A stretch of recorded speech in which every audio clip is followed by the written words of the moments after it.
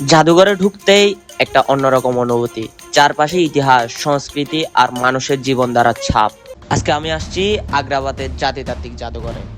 এই জায়গাটা শুধু একটা মিউজিয়াম না, এটা বাংলাদেশের বৈচিত্র্যের একটা জীবন্ত প্রতিচ্ছবি। জানেন কি, বাংলাদেশে রয়েছে 50টিরও বেশি ভিন্ন জাতিগোষ্ঠী, আর প্রত্যেকের জীবনধারার ভাষা, পোশাক একদম আলাদা। এই জাদুঘরে সেই সব জাতিগোষ্ঠীর জীবনকে খুব সুন্দরভাবে তুলে ধরা হয়েছে।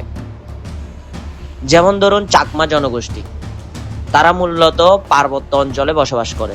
তাদের জীবন প্রকৃতি নির্ভর, ভাত, মাছ আর পাহাড়ি সবজি তাদের প্রধান খাবার। তাদের ঐতিহ্যবাহী পোশাক পিনন ও হাদি, যা তাদের সংস্কৃতির পরিচয়। আর মারমা জনগোষ্ঠী, তাদের সবচেয়ে বড় উৎসব সাংগ্রাই, যেখানে পানি ছিটিয়ে নতুন বছরকে স্বাগত জানানো হয়। অন্যদিকে সাঁওতাল জনগোষ্ঠী, তাদের জীবন গ্রামীণ আর কৃষি নির্ভর। তাদের নাচ, গান, ঢোলের তালে তালে উৎসব, যা পুরো পরিবেশকে জীবন্ত করে তোলে। আর গারো জনগোষ্ঠী, একটা বিশেষ দিক হলো তাদের সমাজ মাতৃতান্ত্রিক, মানে পরিবারের নারীদের ভূমিকায় গুরুত্বপূর্ণ। খাসি জনগোষ্ঠীর মধ্যেও দেখা যায় এমন মাতৃতান্ত্রিক সমাজ ব্যবস্থা। তাদের ঘরবাড়ি, জীবনযাপন, খাবার সবকিছুতে রয়েছে আলাদা ছাপ।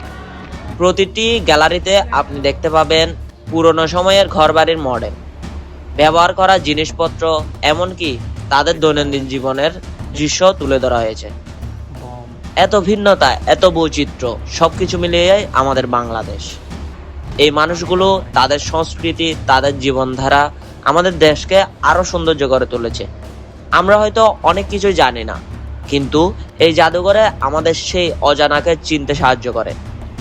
তাই যদি কখনো সুযোগ পান, একবার হলেও ঘুরে আসবেন এই জাতিতাত্ত্বিক জাদুঘরে, কারণ এখানে লুকিয়ে আছে বাংলাদেশের ইতিহাস, বৈচিত্র্য আর অসংখ্য না জানা গল্প। গারো পুরুষ, গারো মহিলা, বাংলাদেশি পুরুষ, তোদের বউ